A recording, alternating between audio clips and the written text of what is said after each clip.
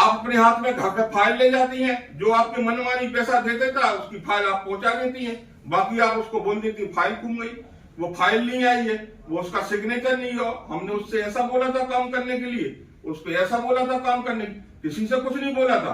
आप तक आपका तो केवल कमीशन पक्का हो जाए आपके मनमानी तरीके से, तो वो फाइल मजबूत है और बाकी सारी सारे फाइलें खराब है।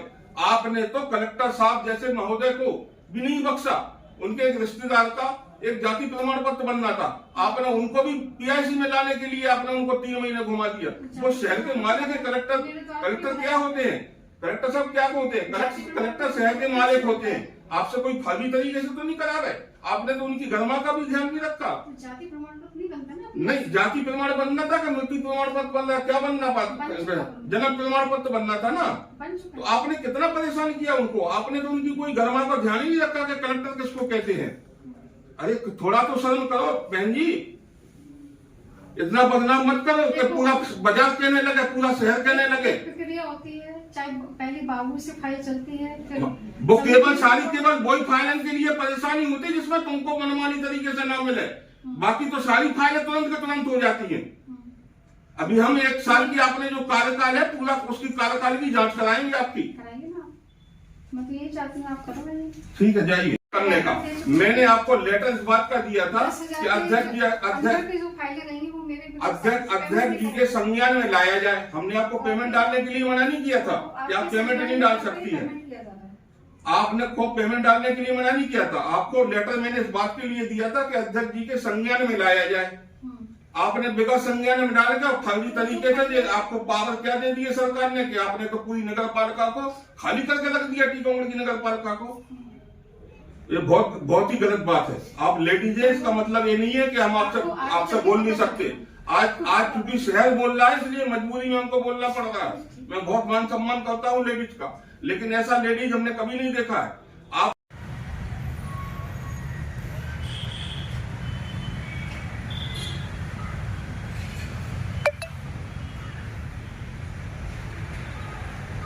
नगर पालिका सीएमओ पर आपने आरोप लगाया भ्रष्टाचार का, क्या मामला है? आपने अभी डांटा है, एक वीडियो सोशल मीडिया पर वायरल हो रहा है।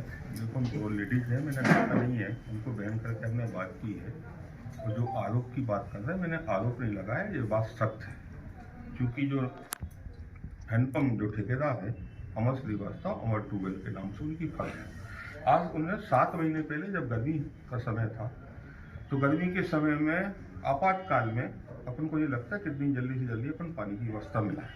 उनका टेंडर हुए, बाकायदा टेंडर होने के वर्क आर्डर दिया, 29 खनन होना थे, इसमें से 27 हुए। 27 में उनका 26 लाख रुपए का समथिंग का पेमेंट। जब उसने अपनी यहाँ से सब पास होने के बाद उसने सागा से भी पास करा के जब मैडम का पेमेंट डालने वाला बात आया तो बोलती है 15% जब कमीशन दोगे तब काम करेंगे। उसने मना कर दिया कि कोई कमीशन तो लगता नहीं है। मैंने कोई ऐसा काम भी नहीं किया जो मैं 15% कमीशन दूं। मेरा साफ सुथरा काम है, आप चाहें तो उसका चेक करा लें। तब पैसा नहीं दिया तो इन्होंने क्या काम किया कि उस केस को उलझा दिया। उसने लेके कलेक्टर साहब महोदय को भी उन्होंने लेटर दिया कि सर हमारे साथ ये जास्ती हो रही, जो 15% मांग रही है, ऐसे ऐसे आदमी को पेमेंट देने के लिए बोल रही।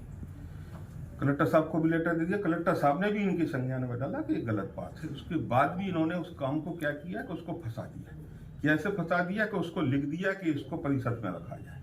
सारे काम आप अकेले कर रहे हैं, जो कमीशन आपकी मनमानी ना जो वो परिषद में पीआईसी में रखा जाए। इनका ये सिस्टम है, इनका ये सिस्टम चल रहा है कि नगर पालिका को कैसे खाली किया जाए। इस हमारे नगर पालिका में 4-5 लोगों का सिंडिकेट है, उसमें सीएमओ भी है। इनके द्वारा जो 2000, 5000 के काम होते हैं, कोई 15,000 के काम होते हैं, तो उसको 80,000, 97,000, 98,000, 96,000, 83,000 इस टाइप की फाइलें बना के डेली के डेली पेमेंट निकाला जाता है। क्योंकि इनका अधिकार क्षेत्र है 1 लाख के अंदर का। हमने इनको 2 बार लेटर भी दिया कि आपका अधिकार क्षेत्र है। हम तो कह रहे हैं अधिकार क्षेत्र 1 लाख तो ठीक है, 40 लाख का हमको भी हो गया, वो भी आप ही का है क्योंकि आप गवर्नमेंट बॉडी है। लेकिन हमारी संज्ञान में लाया जाए। आप हमारी बिगड़ संज्ञान में लाएं। आप 1-1 लाख के या 90,000 रुपये के इतने सारे पेमेंट कर चुकी हैं कि इस टीकमगढ़ की नगर पालिका को खाली कर दी। आप जांच करवाएंगे पूरे मामले? मैं पूरे मामले की जांच भी कराऊंगा, इनके साथ में जो 4-5 लोग हैं मैं उनका भी बताऊंगा। पूरा मैं एक टारगेट पूरा कंप्लीट करके आप लोगों के सामने वो भी रखूंगा किस तरीके से फर्जीवाड़ा हो रहा है।